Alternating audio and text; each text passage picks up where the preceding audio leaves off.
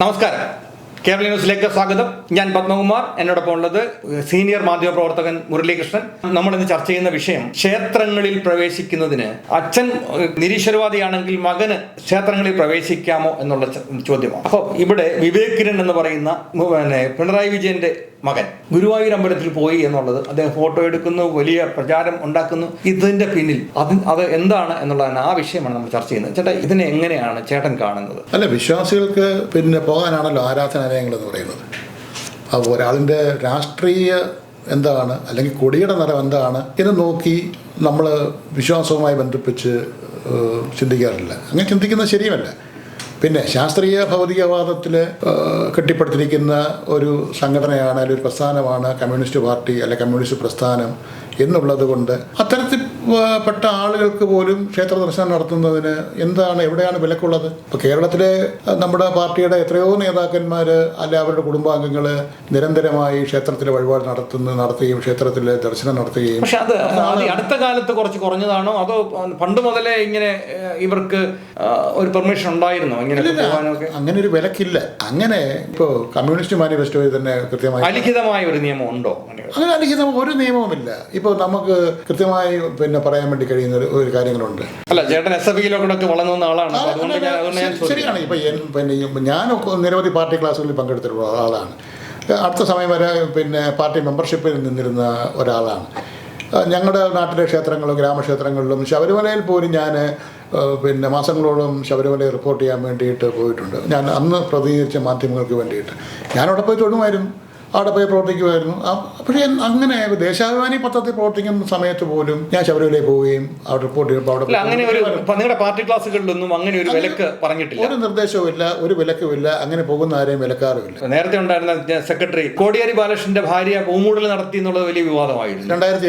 2007 കോടിയേരി ബാലകൃഷ്ണൻ ആഭ്യന്തര വകുപ്പ് മന്ത്രിയായിരുന്നു. അദ്ദേഹം ആഭ്യന്തര വകുപ്പ് മന്ത്രിയായിട്ടിരുന്ന സമയത്താണ് കാടാമ്പുഴ ക്ഷേത്രത്തിൽ പോയിട്ട് പൂമൂടൽ വഴിപാട് നടത്തിയത്. അന്ന് ഭാര്യ വിനോദിനി ബാലകൃഷ്ണൻ പൂമൂടൽ വഴിപാട് നടത്തിയത് ചില മാധ്യമങ്ങൾ കമ്മ്യൂണിസ്റ്റ് നേതാവിന്റെ അല്ലെ ആ ഭാര്യ പൂമൂടൽ വഴിപാട് നടത്തി. വിനോദിനി ബാലകൃഷ്ണന് ക്ഷേത്രത്തിൽ പോയി വഴിപാട് നടത്തുന്നതിന് എന്താണ് വിലക്കുള്ളതാണ്? ഇപ്പൊ കഴിഞ്ഞ ഏപ്രിൽ 20 ഈ വിവേക് കിരൺ, മുഖ്യമന്ത്രി പിണറായി വിജയന്റെ മകൻ വിവേക് കിരൺ അവിടെ പോയത്. പക്ഷേ മുഖ്യമന്ത്രിയുടെ മകനായതുകൊണ്ട് അതിന് പ്രോട്ടോകോൾ പ്രകാരമുള്ള ചില സുരക്ഷാ സംവിധാനങ്ങൾ ഏർപ്പെടുത്തി. കാരണം ആരെങ്കിലും തടയുകയോ അല്ലെ മറ്റു രീതിയിൽ അവഹേളിക്കുകയോ അല്ലെങ്കിൽ ചെറിയ ഉന്തും തള്ളും ഉണ്ടാവും, അങ്ങനെയൊന്നും സംഭവിക്കാതിരിക്കാനായിട്ട് ദേവസ്വവും പോലീസ് ഉദ്യോഗസ്ഥന്മാരും കൂടി അതിനുള്ള സൗകര്യം ചെയ്തു കൊടുത്തു. അദ്ദേഹത്തിന് അവിടെ പോയി വഴിപാട് നടത്തുന്നത് എന്താണ് പ്രയാസം? ശബരിമലയിൽ എത്രയോ നേതാക്കന്മാരുടെ കുടുംബാംഗങ്ങളൊക്കെ ശബരിമലയിൽ തന്നെ വരുന്നുണ്ട്. ഇനി EP ജയരാജന്റെ ഭാര്യ, പാർട്ടിയുടെ മുതിർന്ന തലമുന്നവരാണ് പി കെ ഇന്ദിര കുടുംബാംഗങ്ങളും സ്ഥിരമായിട്ട് ക്ഷേത്ര ദർശനത്തിൽ പോവുകയും വഴിപാട് നടത്തുകയും ചെയ്യുന്ന ഒരാളാണ്. നമ്മുടെ ചെങ്ങന്നൂർ തന്നെയുള്ള നമ്മുടെ ഡോക്ടർ PK ജമീല, നമ്മുടെ AK ബാലന്റെ ഭാര്യ ഡോക്ടർ PK ജമീല, അവരൊക്കെ എത്രയോ ക്ഷേത്രങ്ങളിൽ പോവുകയും വിശ്വാസ കാര്യങ്ങളിൽ ശ്രദ്ധ പുറപ്പെടുകയൊക്കെ ചെയ്യുന്നുണ്ട്. ഇപ്പോഴത്തെ ദേവസ്വം വകുപ്പ് മന്ത്രി VN വാസവൻ ശബരിമല ചെന്ന് ശബരിമല ഫെസ്റ്റിവൽ സമയത്ത് ശബരിമല ചെല്ലും. പക്ഷേ ചിലർ പോയി കൈയിട്ട് നിൽക്കുന്നത് അല്ല, അത് അദ്ദേഹത്തിന്റെ വിശ്വാസം. കൈകെട്ട് നിൽക്കും. ജീസുകാരൻ ദേവസ്വം മന്ത്രി പോയി, അവർ മുമ്പ് പോയി. പക്ഷെ ഉള്ളിൽ ചിലപ്പോൾ അവർ പ്രാർത്ഥിക്കുന്നുണ്ടാകാം, നമുക്കറിയില്ല. അപ്പം പക്ഷേ അദ്ദേഹത്തിന്റെ കുടുംബാംഗങ്ങൾ മുഴുവൻ പേരും ക്ഷേത്രങ്ങളിൽ പങ്കെടുക്കുന്നതാണ്. മറ്റൊരു ദേവസ്വം മന്ത്രിയാണ് കടകംപള്ളി സുരേന്ദ്രന് കൃത്യമായ സമയത്ത് ഗുരുവായൂർ ക്ഷേത്രത്തിൽ അദ്ദേഹം മന്ത്രിയായ സമയത്ത് ഗുരുവായൂർ ക്ഷേത്രത്തിനകത്ത് പോയി ദർശനം നടത്തിയിട്ടുണ്ട്, പുഷ്പാഞ്ജലി വഴിപാട് നടത്തിയിട്ടുണ്ട്. നമ്മൾ പരിശോധിച്ചാൽ അറിയാം. അങ്ങനെ ജീസുകാരന്, കടകംപള്ളി സുരേന്ദ്രന്, VN വാസവന്, ഇവരൊക്കെ തന്നെ ദേവസ്വം മന്ത്രിമാര് ആയിരുന്നു. അപ്പൊ അതുകൊണ്ട് വിവേക് കിരണിനെ ആവശ്യമില്ലാത്ത ഒരു സബ്ജക്റ്റ് എടുത്തുകൊണ്ട് നമ്മള് ശരിയല്ല. നമ്മുടെ ഒരു പ്രത്യയശാസ്ത്രം അങ്ങനെ നിൽക്കുമ്പോൾ ഈശ്വരൻ ഇല്ല എന്ന് പറയുകയും സിനിമയ്ക്ക് തന്നെ പറയാറുണ്ട്. ഈശ്വരൻ ഇല്ല എന്ന് പറയും, പിന്നെ തലയിൽ കൂടെ തുണിയിട്ടുണ്ടോ പലത് പോകും എന്ന് പറയുന്ന പോലെ അങ്ങനെ പറഞ്ഞ് നമ്മൾ പൊതുവെ ഒരു പബ്ലിസിറ്റി കൊടുത്തിട്ടുണ്ട്. ക്രിസ്ത്യൻസ് ഒക്കെ പണ്ട് ഇടതുപക്ഷത്തോട് വിമുഖത കാണിച്ചുകൊണ്ടിരുന്നത് തന്നെ ഈ നിരീശ്വരവാദം കൂടുതലായി പ്രചരിപ്പിക്കാനായി CPM നടത്തുന്ന പ്രവർത്തനങ്ങളെ ഉണ്ടാകും. കാരണം അവരിൽ പലരെയും ഈ ബുദ്ധിജീവികൾ എന്ന് പറഞ്ഞ് പുറത്തു വരുന്നവരൊക്കെ ദൈവത്തിനെതിരെ സംസാരിക്കുന്നതായിട്ട്, ഇതൊക്കെ അന്ധവിശ്വാസമാണ് എന്ന രീതി സംസാരിക്കുന്നതൊക്കെ കേട്ടിട്ടുണ്ട്. അപ്പൊ അത്തരം കാര്യങ്ങളൊക്കെ കേട്ട് വളർന്നത് കൊണ്ട് ഇങ്ങനെയൊരു ധാരണ മൊത്തത്തിലെ ഉണ്ടായിട്ടുണ്ട്. വിവേകരനെ സംബന്ധിച്ച് നോക്കുമ്പോൾ വിവേകരൻ ഈ രാഷ്ട്രീയമായിട്ട് യാതൊരു ബന്ധവുമില്ല. അച്ഛന്റെ കൂടെ താമസിക്കുന്നത് പോലും ഇല്ല. വിദേശ രാജ്യത്ത് പോയി അവിടെ ജോലിയെടുത്ത് അവിടെ ഭാര്യാസമേതനായി ജീവിക്കുന്ന, ഇടയ്ക്ക് വല്ലപ്പോഴും ഇങ്ങോട്ട് വന്നു പോകുന്നതല്ല. അല്ലാതെ അദ്ദേഹത്തിന് വരുമ്പോൾ ഒരു അമ്പലത്തിൽ പോകുന്നതിനോ ശബരിമല പോകുന്നതിനോ ഒക്കെ എന്ത് തടസ്സം എന്നുള്ളതാണ് നമ്മൾ ചോദിക്കുന്നത്. അതെ, അതാണ് ഞാൻ പറഞ്ഞത്. ഇപ്പൊ CPIM-ന്റെ ഒരു പോളിറ്റ് ബ്യൂറോ അംഗത്തിന്റെ മകൻ ചിലപ്പോൾ ഈ പിണറായി വിജയൻ തന്നെ ശബരിമല ഒരിക്കൽ ഗുരുവായൂർ ചെന്നിട്ട് അവിടെയാണോ കൃഷ്ണൻ ഇരിക്കുന്നത്, കൊടിമരത്തിന്റെ ഇപ്പുറത്ത് മുമ്പിൽ അപ്പോൾ അവിടെ ചെന്ന് ഏറ്റവും മുമ്പിൽ അകത്ത് കയറാതെ പുറത്ത് നിന്നിട്ട് അവിടെയാണോ കൃഷ്ണൻ ഇരിക്കുന്നത് എന്ന് ചോദിച്ച ഒരു വലിയ വിവാദം ഉണ്ടായത് ഞാൻ ഓർക്കുന്നു. അദ്ദേഹത്തിന്റെ വിശ്വാസമാണത്. അദ്ദേഹത്തിന് ചിലപ്പോൾ യുക്തിചിന്തയിൽ അടിസ്ഥാനപ്പെടുത്തി ആയിരിക്കാം അദ്ദേഹത്തിന്റെ വിശ്വാസം. പക്ഷേ അദ്ദേഹത്തിന്റെ അച്ഛനും അമ്മയും അങ്ങനെ ആയിരുന്നില്ല. അച്ഛനും അമ്മയും പുള്ളിയെ കൊണ്ട് ഭാഗവതവും രാമായണവും വായിക്കുകയും ചെയ്യുമായിരുന്നു. അദ്ദേഹം ഗീതയ്ക്കകത്ത് രാമായണത്തിലെ ചില കാര്യങ്ങൾ അടുത്ത സമയത്ത് പോലും ചില ഇന്റർവ്യൂകൾ നമ്മൾ നിയമസഭയിൽ പറയുന്നുണ്ട്. അദ്ദേഹം ഒന്നും ഒരു ഇതില്ലാതെ അദ്ദേഹം സംസാരിക്കുന്നതൊക്കെ കഴിഞ്ഞ ദിവസം ഇവിടെ ഒരു ഇന്റർവ്യൂവിന് ഞാൻ ശ്രദ്ധിച്ചിട്ടുണ്ട്. ഏതാണ് സന്ദർഭവും ഞാൻ ഓർക്കുന്നില്ല. നമ്മൾ അത് ഒരു ഇന്റർവ്യൂ കണ്ടതാണ്. നിയമസഭയ്ക്കകത്തും പറയുന്നുണ്ട്. അപ്പൊ അദ്ദേഹം പഠിക്കുന്നുണ്ട് ഇപ്പോൾ. അല്ല, ഇതൊക്കെ അദ്ദേഹത്തിന് പഠിക്കാനുള്ള അവസരം കിട്ടിയിട്ടുണ്ട്. അത് ഇദ്ദേഹത്തിന്റെ അച്ഛനും അമ്മയും ഒക്കെ നല്ല ഈശ്വരവിശ്വാസികളും നിരന്തരം ഈ ഭാഗവതവും രാമായണവും ഒക്കെ ചൊല്ലുന്നവരൊക്കെ ആയിരുന്നു എന്നുള്ളതാണ് അദ്ദേഹം തന്നെ സമ്മതിക്കുന്നുണ്ട്. അപ്പൊ അദ്ദേഹത്തിന്റെ ആ മുത്തച്ഛന്റെ രക്തം കൊച്ചുമോനിൽ വരാൻ പാടില്ലായിരിക്കില്ല. അങ്ങനെയല്ല, നമ്മളൊരു പരികല്പന എന്ന് പറയും. ഇതിനൊരു പരികല്പന നമ്മൾ കൽപ്പിക്കുന്നിടത്താണ് വിഷയം. ഇപ്പോൾ തൊഴിലാളി വർഗ പ്രസ്ഥാനം, തൊഴിലാളി വർഗ സിദ്ധാന്തം ഉയർത്തിപ്പിടിച്ചുകൊണ്ട് നിൽക്കുന്ന ഒരു സംവിധാനമാണ് ഈ കമ്മ്യൂണിസ്റ്റ് പ്രസ്ഥാനം എന്ന്. അത് ലോകത്തെമ്പാടും അങ്ങനെ തന്നെയാണ്. എന്തുകൊണ്ടാണ് അത് ഈശ്വര നിഷേധം അല്ലെ ഈശ്വരനിൽ വിശ്വസിക്കാത്ത സംവിധാനം എന്ന് വ്യാഖ്യാനം ചമച്ചത് നമ്മൾ ഓർക്കണം. കാരണം ഇത് യുക്തിയിലും ശാസ്ത്ര ചിന്തയിലും ഭൗതിക ചിന്തയിലും അടിസ്ഥാനത്തിൽ രൂപപ്പെടുത്തിയിരിക്കുന്ന ഒരു ശാസ്ത്ര സംവിധാനം എന്ന് തന്നെ വേണമെങ്കിൽ പറയാം. അങ്ങനെയാണ് അതിൻ്റെ നമ്മളെ കമ്മ്യൂണിസ്റ്റ് മാനിഫെസ്റ്റോ വായിക്കുമ്പോൾ കൃത്യമായി അതിൽ പറയുന്നുണ്ട്. പ്രത്യേകിച്ച് ലെനിൻ ഇതിനെ സംബന്ധിച്ച് കൃത്യമായിട്ട് ഇതിൻ്റെ ആരാധനാ സമ്പ്രദായത്തെ കുറിച്ച് വ്ളാഡിമർ ലെനിൻ കൃത്യമായി പറഞ്ഞിട്ടുണ്ട്.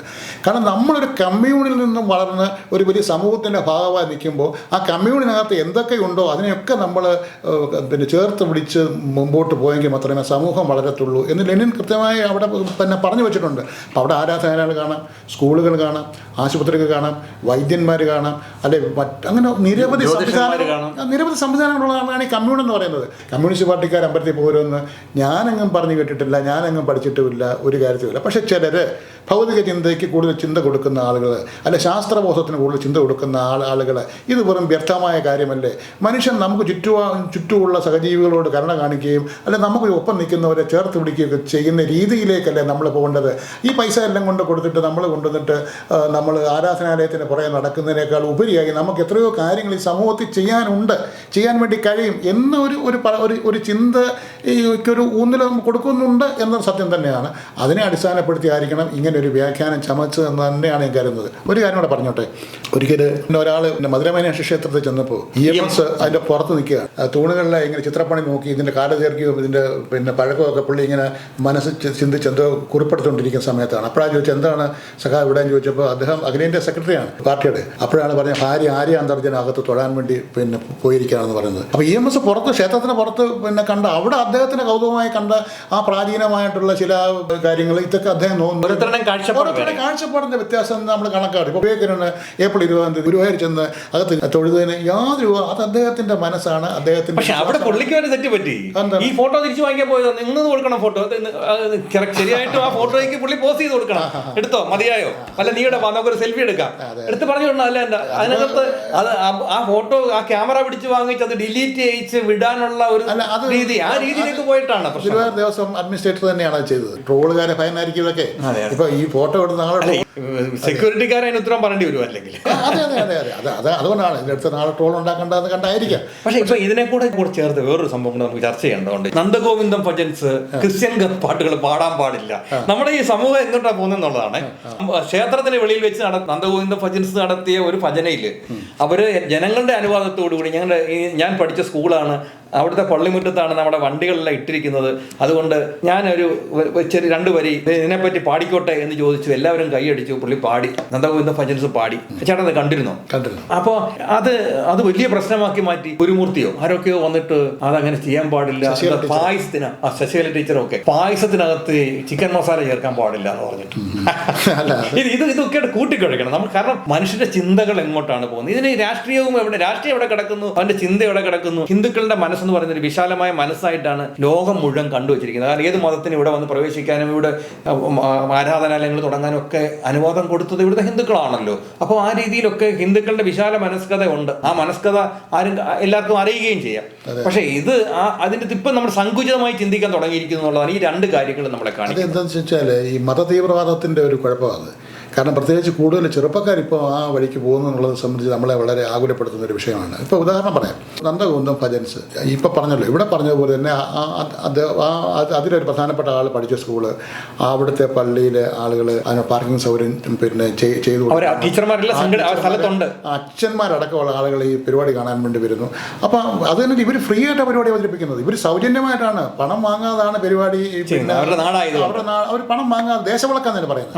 അവിടെ ദേശവിളക്ക് ആ ദേശത്തിലുള്ള എഴുന്നള്ളത്ത് പോകുന്ന സമയത്ത് അവിടെ എല്ലാ ക്രിസ്ത്യൻ വീടുകളിലും എല്ലാ ഹിന്ദു വീടുകളിലും വിളക്ക് കൊളുത്തി വെച്ചിട്ട് ആ ദേശവിളക്കിനെ വരവിൽക്കുന്ന ഒരു അത്ര പിന്നെ ഒരു പാരമ്പര്യമുള്ള ഒരു ഗ്രാമത്തിലാണ് ഈ പരിപാടി നടക്കുന്നത് കൂടെ നമ്മൾ ആലോചിക്കണം. അപ്പോൾ അവിടെ അദ്ദേഹം പറഞ്ഞു ഇന്ന കാരണങ്ങളുണ്ട്, നമുക്ക് ഇത്രയും സഹായം ചെയ്തു, നമ്മുടെ സഹോദരങ്ങളാണ്, അപ്പോൾ അവർക്ക് വേണ്ടിയിട്ട് ഒരു പാട്ട് പാടുന്നതിൽ എന്താണ് അഭിപ്രായം ചോദിച്ചു. ഇപ്പോൾ എല്ലാവരും കൈയടിച്ചു.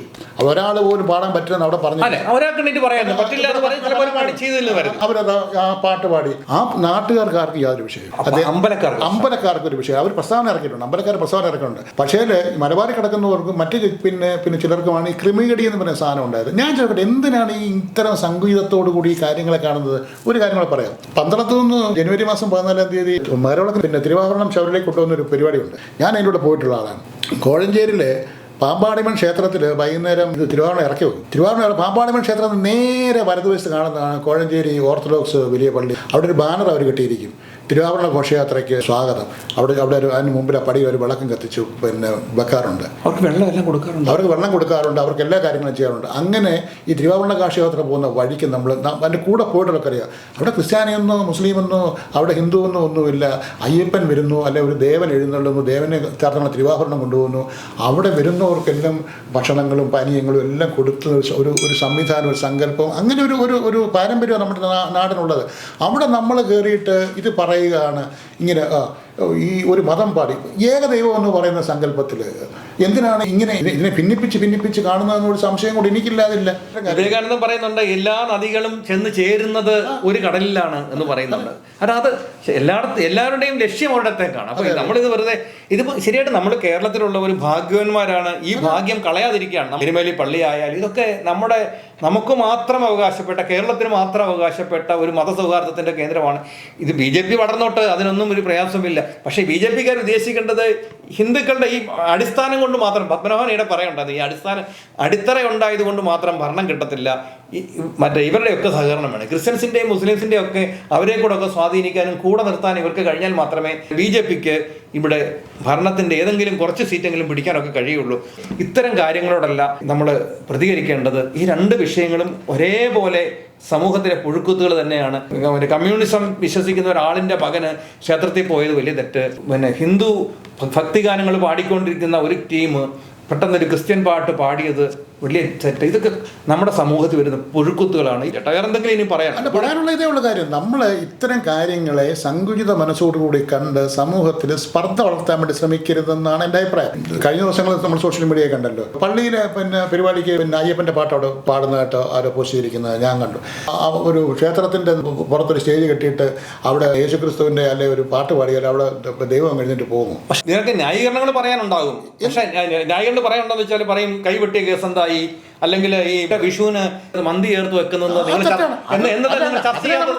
അല്ല, അങ്ങനെ ചർച്ച ചെയ്യാതൊന്ന് ചോദിക്കും. പക്ഷേ അതേ മനസ്സിൽ തന്നെ നമുക്ക് ഹിന്ദുക്കൾക്കും മതി എന്നാണ് നിങ്ങൾ ചിന്തിക്കുന്നതെങ്കിൽ ശരിയാണ്. അത് ചേർത്തല കാണിച്ചത് മഹാവൃത്തിയാണ് കാണിച്ചു വെച്ചത്. കാരണം പിന്നെ വിഷുദിന ആശംസ ഇട്ട് പിന്നെ ഉണ്ണികൃഷ്ണൻ വന്നിട്ട് മൈൽപ്പീരിയും ചൂടി വന്നിട്ട് കുഴിമന്തി ആർത്തിയോടുകൂടി തിന്നാൻ വേണ്ടി ഇരിക്കുന്ന ഫോട്ടോ കാണിക്കുന്നു പറഞ്ഞാൽ അത് നിയമപരമായ തെറ്റാണ്. അത് കൈകാര്യം ചെയ്യേണ്ട വിഷയമാണ്. അത് കൃത്യമായി ആസൂത്രണം ചെയ്തിട്ട് ഒരു വിഭാഗത്തെ താറടിക്കാൻ വേണ്ടിയിട്ട് വളരെ പ്ലാനിങ്ങോട് കൂടിയിട്ട് ചെയ്തൊരു പരിപാടിയാണ് ഒരു വിഭാഗം ആൾക്കാർ. അപ്പം അതാണ് ഞാൻ തീവ്രവാദത്തെ നമ്മൾ തീവ്രവാദമായി കാണുന്നത്. അത് സൗഹാർദ്ദത്തെ, സഹിഷ്ണുതയെ സഹിഷ്ണുതയോടുകൂടി തന്നെ നമ്മൾ നേരിടണം. അല്ലെങ്കിൽ നമ്മുടെ സമൂഹം എവിടെ ചെന്ന് അവസാനിക്കും, എവിടെ ചെന്ന് നിൽക്കും. ഇപ്പോൾ ശബരിമലയെ തന്നെ ഇപ്പോൾ അയ്യപ്പൻ ഇരിക്കുന്നു, തൊട്ട് മുമ്പ് വാവരവിടെ ഇരിക്കുന്നു. എരുമേലിൽ കൊച്ചമ്പലത്തിൽ നിന്ന് വേട്ടൻ തുള്ളി നമ്മൾ ഇങ്ങോട്ട് വരുന്ന സമയത്ത് നമ്മൾ വാവരവിടെ കയറി വലം വെച്ച് കാണിക്കയിട്ട് പിന്നെ കുരുമുളകുമായി പേട്ട തുള്ളി എരുമേലും അമ്പലത്തിൽ വരുന്നു. അതൊക്കെയെന്ന് പറഞ്ഞാൽ വളരെ അപൂർവമായിട്ട് ലോകത്ത് ചുരുക്കം ചില ഇടങ്ങളിലുള്ള ചില മതസൗഹാർദ്ദത്തിൻ്റെ പ്രതീകങ്ങളാണ്. അപ്പോൾ നമ്മൾ സബ്ജക്റ്റിലേക്ക് വരാം. ഇപ്പോൾ ഈ പറഞ്ഞ പിണറായി വിജയൻ്റെ മകന് ഇപ്പം ഗുരുവായൂരമ്പലത്തിൽ പോയി ഒന്ന് തൊഴുതു. കമ്മ്യൂണിസവും ഇതുമായിട്ട് ചേർന്ന് കെട്ടേണ്ട ഒരു കാര്യമല്ല. അദ്ദേഹത്തിന് ലോകത്തിൽ എവിടെ വേണമെങ്കിലും പോയപ്പോൾ പിന്നെ അബുദാബിയിലുണ്ടായിരുന്നല്ലോ ഇപ്പോൾ അയ്യപ്പ ക്ഷേത്രം ജബലി കഴിഞ്ഞ് നമുക്ക് പോകുന്നിടത്ത് ഏതൊരു രാജ്യത്ത് മുസ്ലിങ്ങളും ക്രിസ്ത്യാനികളും പാഴ്സികളും ഹിന്ദുക്കളും എത്രയോ ആളുകളാണ് ആ അയ്യപ്പ ക്ഷേത്രത്തിൽ ഇപ്പം പുതിയ ക്ഷേത്രം ഉണ്ടാക്കിയിട്ടുണ്ട്. എത്രയോ ആളുകൾ അവിടെ വന്ന് വഴിപാട് പിന്നെ സംവിധാനങ്ങളുടെ അതിനു മുമ്പും വേറെ ഒരു പിന്നെ അവിടെ പഴയ ക്ഷേത്രമുണ്ട്. അപ്പോൾ ഇത്തരം കാര്യങ്ങളെ വിഭാഗീയ ചിന്തയോട് കൂടിയിട്ട് ഈ കുറച്ച് ആളുകൾ ചേർന്നിട്ട് അങ്ങ് വല്ലാതെ വലിച്ചു കീറി വൃത്തികേടാക്കി ഒരു സമൂഹത്തെ തന്നെ ഉണ്ടാക്കുന്നതാണ് ആ വിഷയം. പക്ഷേ നമ്മൾ ആദ്യത്തെ വിഷയം പറഞ്ഞ കമ്മ്യൂണിസ്റ്റ് പാർട്ടിക്കകത്തിൽ അങ്ങനെ ഒരു വിലക്കും ഇല്ല. ഞാൻ പ്രവർത്തിച്ചിട്ടുള്ള ഒരു സംഘടന എന്നുള്ള നിലയ്ക്ക് ഒരു നിയന്ത്രണവും പറഞ്ഞിട്ടില്ല. പിന്നെ അവിടെ ഒരു കാര്യം കൂടെ പറയാനുണ്ട്. അടുത്ത കാലത്ത് പിന്നെ CPMൻ്റെ നേതൃസ്ഥാനത്ത് നിന്ന് ഒരു സർക്കുലറൊക്കെ പിന്നെ ഉണ്ടായിരുന്നു. സാമുദായിക സംഘടനകളിൽ, ക്ഷേത്ര സമിതികളിൽ ഒക്കെ കമ്മ്യൂണിസ്റ്റ് നമ്മുടെ പ്രാതിനിധ്യം ഉണ്ടാകണം, നമ്മൾ അതിൽ നിന്നും വിട്ടു നിൽക്കരുത്. CPMൻ്റെ പിന്നെ അംഗങ്ങൾ, CPMൻ്റെ അനുഭാവികളൊക്കെ നമ്മൾ ഈ ക്ഷേത്ര ആരാധനാലയങ്ങളുടെ കമ്മിറ്റികളിലും മറ്റുള്ള സമുദായ സംഘടനകളായി മാറണം. കാരണം അങ്ങനെ ഈ സമൂഹം ചിലരുടെ കൈപ്പിടിയിലേക്ക് പോകുന്നു, ഇതൊക്കെ പോകുന്നു കണ്ടപ്പോൾ നമ്മൾ മാറി നിൽക്കുന്നതുകൊണ്ടാണ് എന്നു പറഞ്ഞിട്ട് കൃത്യമായിട്ട് അത് ഇടപെടലുണ്ടാകണമെന്ന് കുറച്ച് നാളുകൾക്ക് മുമ്പ് പാർട്ടി സ്റ്റേറ്റ് കമ്മിറ്റിയുടെ സർക്കുലർ ഉണ്ടായിരുന്നു. അതിൻ്റെ ഭാഗമായിട്ടാണ് പല സ്ഥലങ്ങളിലും ഇപ്പോൾ അതിനൊക്കെ മാറ്റങ്ങൾ ചെറിയ രീതിയിൽ വന്നു തുടങ്ങിയിട്ടുണ്ട്. പ്രചരിപ്പിക്കുക പിണറായി വിജയൻ്റെ മോനാണ് പാഠം പഠിക്കുന്നു ഞാൻ പറയും. പാഠം പഠിക്കുന്നില്ല, അത് സത്യമല്ലേ. ചില തിരുത്തലുകൾ തിരുത്തൽ വരുത്തണമല്ലോ, നമുക്ക് എപ്പോഴും തിരുത്തലാണ്. ഒരു കാര്യത്തിനെ എതിർത്ത് വരുമ്പോൾ അതിനെ പ്രതിരോധിക്കാൻ സംവിധാനം വേണ്ടേ? അല്ലെങ്കിൽ ആളുകളെ പെട്ടെന്ന് തെറ്റിദ്ധരിപ്പിക്കാൻ പറ്റുന്ന സമൂഹത്തിൽ നമ്മളൊക്കെ ജീവിക്കുന്നത്. വളരെ പെട്ടെന്ന് ആരെയും തെറ്റിദ്ധരിപ്പിക്കാൻ പറ്റും. അതിന് ചില ട്രോളുകളോ അല്ല ഈ പറഞ്ഞ പോലെ ചില സോഷ്യൽ മീഡിയ ആക്ടിവിറ്റീസ് ഒക്കെ കൊണ്ട് പറ്റും. വ്യക്തിപരമായ അവകാശമാണ് വിശ്വാസം എന്ന് പറയുന്ന സാധനം. ഇപ്പം ഞാൻ അമ്പലത്തിൽ പോകുന്ന ഒരാളാണ്. അവരുടെ വ്യക്തിപരമായ വിശ്വാസം എന്ന് പറയുന്ന സാധനം നമ്മൾ തെറ്റ് ചെയ്യാതിരിക്കുക, നമ്മളെ നല്ല രീതിയിൽ നയിച്ചുകൊണ്ട് പോവുക. തെറ്റ് ചെയ്ത ദൈവം നമ്മളോട് ശിക്ഷ തരും, നമ്മളോട് കോപിക്കപ്പെടും, നമുക്ക് അതിൻ്റെ കുഴപ്പങ്ങളുണ്ടാകും എന്ന് മനസ്സിലൊരു ചെറിയ ഭയവും തോന്നലൊക്കെ ഉണ്ടാകുന്നത് നമ്മളെ നല്ല വഴിക്ക് നടത്താനായിട്ടുള്ള സ്ഥലങ്ങൾ മാത്രമാണ്. ആ രീതിയിൽ അതിനെ കണ്ടാൽ മതി. പിണറായി വിജയൻ്റെ ദിവസം അമ്പലത്തിൽ പോട്ടെ, പൂമൂടൽ നടത്തട്ടെ, അതുവഴി അവർക്ക് മനഃശാന്തി ലഭിക്കട്ടെ. അത് ആർക്കാ കുഴപ്പം? അത്തരം കാര്യങ്ങളെ നമ്മൾ വെറുതെ നമുക്ക് കൊടുക്കാൻ പറ്റാത്തൊരു സമാധാനം അദ്ദേഹത്തിന് അവിടെ നിന്ന് കിട്ടുന്നുണ്ടെങ്കിൽ അത് എടുത്തോട്ടെ. കാരണം മെന്റൽ പീസ് ആണല്ലോ ഏറ്റവും പ്രധാനം. മാനസികമായിട്ടുള്ള ഒരു പീസ് ഉണ്ടല്ലോ, ശാന്തത, ശാന്തി വേണമല്ലോ. നമ്മൾ ക്ഷേത്രത്തിൽ പോകുന്ന ശാന്തി തേടിയാണ് പോകുന്നത്. അവർ പൊക്കോട്ടെ, അതിനെന്തിനാണ് ഈ പറഞ്ഞ വിഷയം? പക്ഷേ ഈ കാര്യം ശരിയാണ്. ഈ ഫോട്ടോ എടുത്ത് പിന്നെ അത് ഡിലീറ്റ് ചെയ്യുകയും കാര്യഞ്ഞത് അതൊരു വിഷയം ഉണ്ടാക്കാതെ അതിനെ ചിരിച്ച് കൃഷ്ണനാമം ചൊല്ലി പടങ്ങ് വിവേകരന് പോകാമായിരുന്നു. ഇത് മാത്രമേ ഉള്ളൂ ഞങ്ങൾക്ക് പറയാനായിട്ട്. കാരണം ഈ നമുക്ക് കേരളത്തിൽ ജനിച്ച ജനങ്ങൾക്കൊരു ഭാഗ്യമുണ്ട്. അത് പിന്നെ ഹിന്ദുവിൻ്റെ മഹാമനസ്കതയിൽ വളർന്നു വന്ന മറ്റു മതങ്ങളുണ്ട്. ആ മതങ്ങൾ തിരിച്ചറിയുന്നുണ്ട് ഹിന്ദുവിൻ്റെ ആ മഹത്വം. അവർ തിരിച്ചറിഞ്ഞുകൊണ്ടിരിക്കുന്ന ഈ സമയത്ത് നമ്മൾ സങ്കുചിതമായ മനോഭാവത്തിലേക്ക് പോകാതെ നമ്മുടെ പൂർവികർ തുടർന്നു വെച്ച ആ ഒരു സംഭവം, അതേ മനസ്സ് നമ്മളും തുറന്നു വെക്കണമെന്ന് മാത്രമാണ് ഞങ്ങൾക്ക് ഈ ചർച്ചയിലൂടെ പറയാനുള്ളത്. മലീമസമാക്കരുത്. മറ്റൊരു ചർച്ചയുമായി ഞങ്ങൾ വീണ്ടും കടന്നു വരും. അതുവരെ നന്ദി, നമസ്കാരം. കൂടുതൽ വാർത്തകളും വിശേഷങ്ങളും നിങ്ങൾക്ക് ലഭിക്കാൻ കേരളീയം ന്യൂസ് സബ്സ്ക്രൈബ് ചെയ്യുക. കൂടെ ബെൽ ബട്ടണും അമർത്തുക.